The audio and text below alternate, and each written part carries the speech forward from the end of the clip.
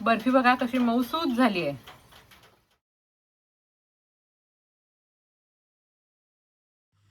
नमस्कार, मी कृष्णाई श्रीकांत गजनी कुंभार तुम्हा सगळ्यांचं आपल्या आजच्या व्हिडिओमध्ये खूप खूप मनापासून स्वागत करते।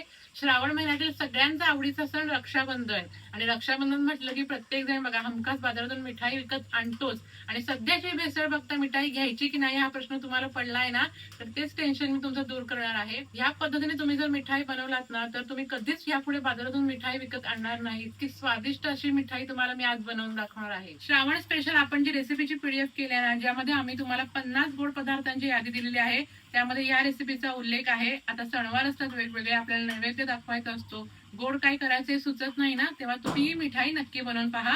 एकदम साध्या सोप्या पद्धतीने तुम्हाला ही बनवून दाखवते। कुठचाही साखरेचा पाक नाही तयार करायचा, एकदम झटपट तयार होते। म्हटलात ना 15 ते 20 मिनिटात ही मिठाई बनवून तयार होते। भरपूर लोकांना असं वाटतं की सणासुदीच्या दिवसात इतर जेवणाबरोबर ही मिठाई बनवून तयार होईल का, कारण मिठाईला बघा जास्त असा वेळ लागतो, पण तसं अजिबात नाही। ही मिठाई ना एकदम कमीत कमी वेळात बनवून तयार होते, त्यामुळे ही रेसिपी तुम्ही नक्की ट्राय करा। त्यासाठी इथे मी 3 वाट्या सुक्या खोबऱ्याचा किस घेतलाय, म्हणजे डेसिकेटेड कोकोनट। पाऊण वाटी साखर मिक्सरला बारीक करून घेतले, पाव वाटी काजूची पावडर घेतले, म्हणजे काजू मिक्सरला बारीक करून घेतले, पाव वाटी मिल्क पावडर आणि 1.5 वाट्या दूध घेतलंय। 2 चमचे दुधात ना असं केसरच्या काड्या भिजत ठेवल्या, म्हणजे रंग छान येईल बर्फीला। सजावटीसाठी काजू आणि बदाम असे पातळ कापून घेतलेत, वेलची पावडर आणि तूप, एवढंच साहित्य। इथे मी तुम्हाला आज वाटीचं प्रमाण दाखवते। ही बघा, ही वाटी आहे ना, ह्या वाटीच्या अंदाजाने सगळं साहित्य असं मोजून घेतलंय। तुम्ही कपचं प्रमाण घेतला तरी देखील चालेल। मिश्रण करण्याच्या अगोदर ना आपल्याला बाकीची तयारी करून ठेवायची, म्हणजे ताट घेतलंय, ताटाला तूप लावून ठेवायचं। तुम्ही ताटावरती बटर पेपर ठेवलात ना तरी देखील चालेल। असं व्यवस्थित तूप लावायचं, ताटाला चिकटत नाही। आता आपण बर्फी बनवायला सुरुवात करूया। ज्या कढईमध्ये तुम्ही बर्फी बनवणार आहात ना, त्याच कढईमध्ये सगळं साहित्य आपल्याला एकत्र करायचे, ढवळायचे आणि मग चुलीवर ठेवायचंय। सगळ्यात पहिल्यांदा खोबऱ्याचा किस, त्यानंतर मिल्क पावडर, त्यानंतर काजूची पावडर। काजूची पावडर टाकलात ना की बर्फीची चव आणखीन वाढते, खायला अगदी चविष्ट लागते। आणि पाऊण वाटी साखर। पाऊण वाटी साखरेमध्ये ना एकदम परफेक्ट गोडीला ही बर्फी तयार होते। थोडी कमी गोड हवी असेल तुम्ही अर्धी वाटी टाकलात तरी देखील चालेल, तुमच्या आवडीनुसार तुम्ही साखर टाका। त्यानंतर वेलची पावडर, तूप टाकायचंय,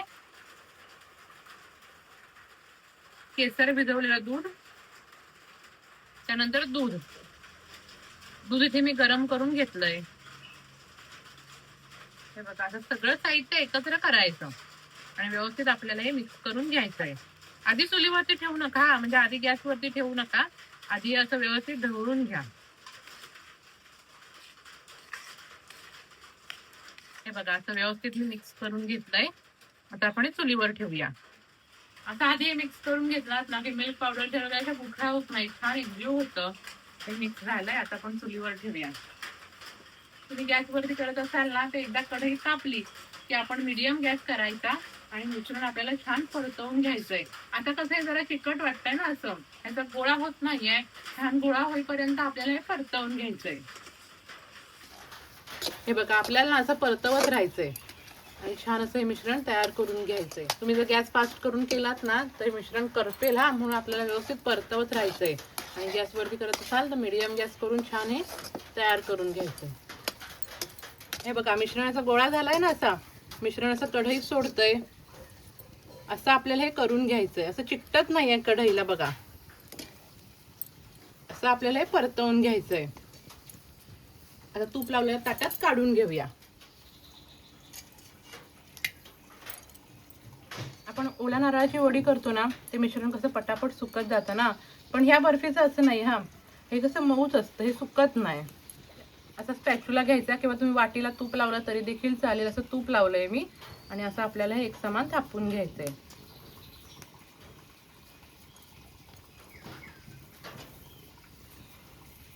हे बघा, सगळ्या बाजून एकसमान आपल्याला अशी थापून घ्यायची आहे आणि अशी एवढ्या जाडीची ठेवायची, जास्त पातळ नका ठेवू, म्हणजे दिसते पण वडी सुंदर। सजावटीसाठी ना वरतून आपल्याला असे बदाम आणि पिस्त्याचे काप लावायचे, तुम्ही नाही लावलात ना तरी देखील चालेल।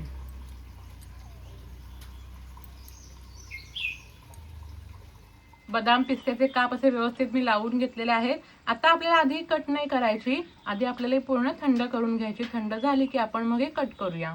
मिश्रण थंड झालं ना की चांगलं असं सेट होतं. अशी बर्फी हातातून अशी तुटत नाही. बर्फीचं मिश्रण असं पूर्ण थंड झालेलं आहे. असं थंड झाल्यावर आता आपण एक कट घेऊया. सुरी घेतली आहे, सुरीला थोडं तूप लावून घेतलंय.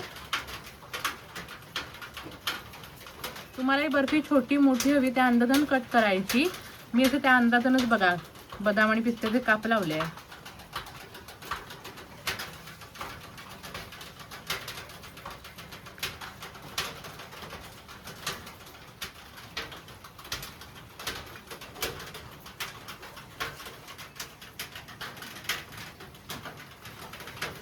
आता असा काविलता घ्यायचा आणि आपण ही बर्फी अशी काढून घेऊया. ही बघा अशी सहज निघते. अशी मस्त झाली बघा.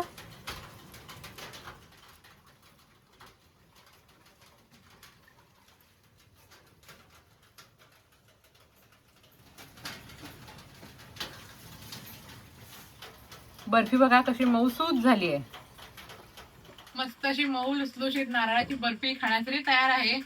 बघितलात ना किती भारी झाली आहे ती. आणि बर्फी आहे ना 8 ते 9 दिवस सहज टिकते. फक्त फ्रीज मध्ये ठेवा आणि जेव्हा तुम्ही बर्फी खाणार असाल ना ते अर्धा एक तास अगोदर फ्रीजच्या बाहेर काढून ठेवायची, म्हणजे छान मऊ लुसलुशीत होते. या रक्षाबंधनला तुम्ही घरातल्या घरात अशी बाजारसारखी मिठाई नक्की बनवून पहा. कसा वाटला तुम्हाला आजचा व्हिडिओ नक्की कमेंट करून सांगा. आणि या व्हिडिओला लाईक करा, चॅनलला सबस्क्राईब करा, जास्तीत जास्त शेअर करा आणि बेल आयकॉनवर नक्की क्लिक करा. थँक्यू.